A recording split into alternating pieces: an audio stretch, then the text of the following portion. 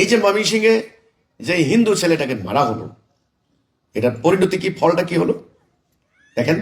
প্রথম কথা হলো, আজ পর্যন্ত আমরা যেটা খবর পাচ্ছি প্রশাসন জানাচ্ছে এই ছেলেটা নাকি আসলে মহানবীকে কোনো অবমাননাই করেনি, মানে ধর্মের বিরুদ্ধে কোনো কথাই বলেনি। এটা একটা ভেতরের তার কলিগ সহকর্মীদের ষড়যন্ত্রের শিকার হয়েছে সে। তাকে যেভাবে নিষ্ঠুরভাবে মারা হয়েছে, তার পিটিয়ে হত্যা করে তার লাশ ঝুলিয়ে রাখা হয়েছে, সেখানে আগুন জ্বালিয়ে ডেড বডিকে তারা জ্বালিয়ে দিয়েছে। এই নিষ্ঠুরতা, এই পৈশাচিকতার ভিডিও সারা দেশময় ছড়িয়ে পড়েছে। এখন কি হচ্ছে এটা নিয়ে ভারতে আবার উত্তাল। গত কয়েকদিন কিন্তু আমাদের এখানে হাদির মৃত্যু নিয়ে, ইনকিলাব মঞ্চের আহ্বায়ক হাদির মৃত্যু নিয়ে বাংলাদেশ ভারতের বিরুদ্ধে উত্তাল ছিল না? একই অবস্থা আপনি যা দেখেন আজকে সারাদিনের খবর আমাদের কাছে, আমরা সোশ্যাল মিডিয়ার মাধ্যমে যা পাচ্ছি, বাংলাদেশ হাই কমিশন ঘেরাও দিয়েছে ওরা। সেই ওই যে এখানে যেমন মানে আমি বলবো ধর্মের নামে এমন কিছু সংগঠন আছে, ঠিক সেখানেও কিন্তু আছে। তারা অলরেডি কঠিন কড়া বক্তব্য দিয়েছে, কঠিন বার্তা দিয়েছে, এমন এমন হুমকি দিয়েছে আপনি শুনলে আটকে উঠবেন। বাংলাদেশ হাই কমিশন ঘেরাও দিয়েছে ওরা। তাহলে কি হচ্ছে, এটা কি ব্যাপারটা? তাহলে কোথাকার আগুন কোথায় লাগছে? যারা এগুলি করছে, যারা উস্কানি দিচ্ছে, অতীতের আমাদের ট্র্যাক রেকর্ড বলে এটাকে, ট্র্যাক রেকর্ড, অতীতের হিস্ট্রি আমাদের কাছে। কারা করে এগুলা? সাধারণত বিভিন্ন ধর্মভিত্তিক দলের স্থানীয় নেতারা এগুলাতে লিড দেয়, যারা রাজনীতি করে, মানে ধর্মকে রাজনীতির হাতিয়ারে ব্যবহার করে। এরা আমি দেখলাম ধর্মভিত্তিক না, কেবল সেকুলার দলও থাকতে পারে। আমরা জানি তো, এই সমাজে তো আমরা বড় হয়েছি। পরে কি করে, এরা আস্তে সরে যায়, তৌহিদি জনতার নামে চালিয়ে যায়। এইবার তারা মব করে এই নিষ্ঠুর ঘটনাগুলি ঘটায়। কথা হচ্ছে মুসলমানদের মধ্যে যারা মুসলমান আল্লাহ বিশ্বাস করে, আপনি যে খবর নিয়ে দেখেন, ঠিক মতে নামাজও পড়ে না 5 ওয়াক্ত। যে লোকগুলি করেছে এগুলি জিজ্ঞাসা করেন, ঠিক মতে নামাজ পড়ে না, নামাজও পড়বে না সে। তার মিথ্যা কথা, কথায় মিথ্যা কথা, প্রতারণা, জাল জালিয়াতি, হ্যাঁ, তারপরে দিয়ে আরেকজনের সম্পদ লুণ্ঠন, এই ধরনের কর্মকাণ্ডে এরা খুব লিপ্ত। এরা এখানে আইসা মুসলমানিত্ব দেখায় খুব। হ্যাঁ, আমার রসুলকে গালি দিছে, মনে হয় যেন রসুলের কত বড় উম্মত, আসলে রসুলের কোনো আদর্শের মধ্যে তার কাছে নাই। এরপরে আল্লাহর গালি দিছে, কথা বলে এবার বাড়িঘর লুটপাট, কিন্তু আল্লাহর কোরআনের যে হুকুম কিছু মান না। তো এই ধরনের বক ধার্মিকদের দ্বারা এই ধরনের সন্ত্রাসী কর্মকাণ্ডগুলি ঘটছে।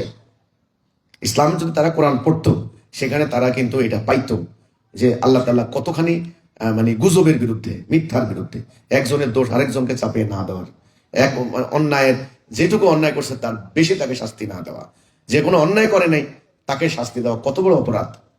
কোরআনে পাতায় পাতায় লেখা আছে। অন্যায়ভাবে একটা মানুষকে হত্যা করা সমগ্র মানব জাতিকে হত্যা করা শামিল, আল্লাহ কোরআনে কথা বলেছেন। তাহলে এরা যে এই যে হিন্দু ছেলেটাকে এরা মেরে তাকে মানে আগুন দিয়ে জ্বালিয়ে দিল, এই যে ঘটনাটা ঘটলো, কি নিষ্ঠুরতা, কি ভয়াবহতা।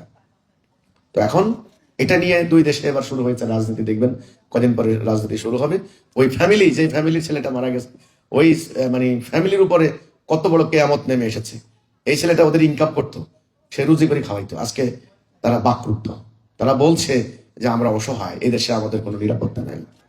তো আজকে যদি ধরেন অন্তত 1.5 কোটি হিন্দু বা 1 কোটি হিন্দু যদি নিরাপত্তাহীনতায় থাকে, এখানে ভয় আতঙ্কে থাকে, তাহলে কিসের মুসলমান রাষ্ট্র? আমরা মুসলমানদের প্রভাবাধীন হইলাম। হ্যাঁ, ওরা করুক, ওরা উগ্রবাদী করুক না, আমরা তো কোরআনের ধারক বাহক, আমরা এগুলো করতে পারি না। তো এই জন্য আমার কথা হলো এই, আজকে এইগুলি যারা করছেন আমরা মানে কঠোরভাবে এর প্রতিবাদ জানাই, নিন্দা জানাই, এবং এই ধরনের উগ্রবাদী, এই ধরনের সন্ত্রাসী সাম্প্রদায়িক অপশক্তি, এদেরকে শক্ত হাতে দমন করে, গ্রেপ্তার করে, এদেরকে আইনের আওতায় দ্রুত আনুক এবং দৃষ্টান্তমূলক শাস্তি দেওয়া হোক। একটা কথা, এদের রাজনৈতিক পরিচয় ডিসক্লোজ করা হোক, ওপেন করা হোক, এরা কোন দলের লোক। না হলে কিন্তু বড় বড় রাঘব বোয়াল যারা বাংলাদেশের ধর্ম নিয়ে, ধর্মকে রাজনীতিতে ব্যবহার করে, আমি তো বলেছি ধর্মভিত্তিক দলও আছে, আবার সেকুলার দলও আছে, গণতান্ত্রিক দলও, কেউ কোনো অংশে কম যায় না এই ব্যবহারের ক্ষেত্রে। যারা কাদের ইন্ধন, কাদের হাত আছে, তাদের মুখোশ উন্মোচন করা হোক। তবে তাহলে ওই যে রাঘব বোয়ালরা আর পালাতে পারবে না। তা আমরা এখানে, আমি হিজবুত তৌহিদ আন্দোলনের পক্ষ থেকে সনাতন ধর্মের ভাইদেরকে বলতে চাই যে দেখুন, আজকে আপনাদের হৃদয়ে ভেঙে যাচ্ছে যে আপনাদের একজন হিন্দু ধর্মীয় সম্প্রদায়ের একজন মানুষকে এভাবে নিষ্ঠুরভাবে হত্যা করা হলো।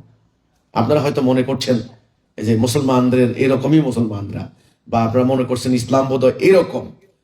আমি শক্তভাবে বলতে চাই, না, এটা ইসলাম নয়, এটা আল্লাহ রসুলের ইসলাম নয়, এটা কখনো ঐশ্বরিক বিধানের অনুসারী এরা নয়, এরা প্রকৃতপক্ষে মুসলিম নয়, এরা সো কল্ড, এরা দাবিদার, এরা মোমেন তো নয়। মোমেনের সংজ্ঞায় কোরআনে যেটা আছে, মোমেনের বৈশিষ্ট্য কোরআনে যেটা আছে, বৈশিষ্ট্য, মোমেনের বৈশিষ্ট্য, অ্যাট্রিবিউটস, গুণাবলী, যেগুলি মোমেন কারা একেবারে পুরো কোরআনে আপনি লিস্টি করেন, দেখবেন যারা এই ঘটনাগুলি ঘটায় বাংলাদেশে, এরা ধারে কাছেও নাই, মোমেনের ডেফিনেশনেও নাই, মোমেনের বৈশিষ্ট্যের মধ্যেও নাই, কিচ্ছু নাই। এদের বৈশিষ্ট্য হলো, এরা হলো এই যারা এই কাণ্ডগুলি ঘটায়, এরা উগ্র অপরাজনীতিকারী, সন্ত্রাসী, এরা অযৌক্তিক কর্মকাণ্ডে বিশ্বাসী, সাম্প্রদায়িক অপশক্তি, এদের সাথে ইসলামের ন্যূনতম সম্পর্ক নাই। এই অপশক্তির বিরুদ্ধে লড়াই আমরা করছি। তাই হিন্দু ধর্মের ভাইদেরকে বলবো যে আপনারা ইসলাম সম্পর্কে যে মেসেজটা নিচ্ছেন, এটা সঠিক মেসেজ নয়। আমরা যারা ইসলামের সঠিক বার্তা, কারেক্ট আইডিওলজি তুলে ধরছি, আমরা নিজেরাও আক্রান্ত। আপনাদেরকে কি বলবো, আমরা নিজেরাও আক্রান্ত। আমার বাড়িতে 2জন মানুষকে হত্যা করেছে জবাই করে, এই উগ্র গোষ্ঠী একই কায়দায় ওদেরকে নিয়ে জবাই করে দিয়েছে, পেট্রোল দিয়ে তার ডেড বডি জ্বালিয়ে দিয়েছে, হাত পায়ে রক কেটে দিয়েছে আমার বাড়ির আঙিনায়। আমি সনাতন ধর্মের ভাইদেরকে বলতে চাচ্ছি, ভাই বলছি এই কারণে, আমরা তো আপনারা সবাই মিলে এক হিসাবে ওয়ান নেশন, আদম হাওয়ার সন্তান, এক স্রষ্টার সৃষ্টি, এই হিসাবেও তো আমরা মানব জাতি ভাই হতে পারি। তো এই জন্য, কারণ কোরআনে সূরা নেসার 1 নম্বর আয়াত আল্লাহ বলেছেন যে হে মানুষ, আল্লাহকে ভয় করো, আমি তোমাদের একজনকে সৃষ্টি করেছি, তার থেকে তার স্ত্রীকে সৃষ্টি করেছি, তার থেকে তোমাদের সবাইকে সৃষ্টি করেছি, কাজেই তোমাদের জ্ঞাতিবন্ধন সম্পর্কে সতর্ক থেকো। তো সূরা নেসার 1 নম্বর আয়াত হিসেবে আল্লাহ বলেছেন জ্ঞাতিবন্ধন মানে ভ্রাতৃত্বের বন্ধন। জ্ঞাতি ভাই বলে না, গোষ্ঠীয় সমগোত্রীয়।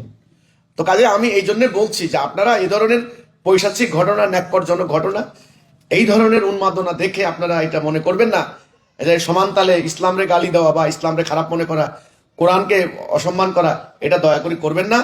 কারণ ইসলাম ওইটা নয়, এরা মুসলিম নয়, এরা মুসলমানদের ভেকধারী, এরা লেবাসধারী, এরা ইসলামের ধারে কাছেও নাই, মোমেনের ডেফিনেশন নাই।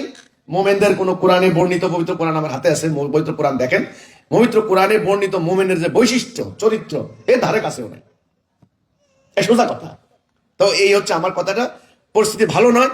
ভারত বাংলাদেশের এই যে একটা প্রতিবেশী রাষ্ট্র, এই 2টি রাষ্ট্রের মধ্যে একটা মানে টাঙ্গা লাগিয়ে দেওয়ার জন্য আপ্রাণ চেষ্টা হচ্ছে, কোনো একটা পক্ষ এই কাজগুলি করছে। সবাইকে সতর্ক থাকার জন্য আমি আহ্বান করছি।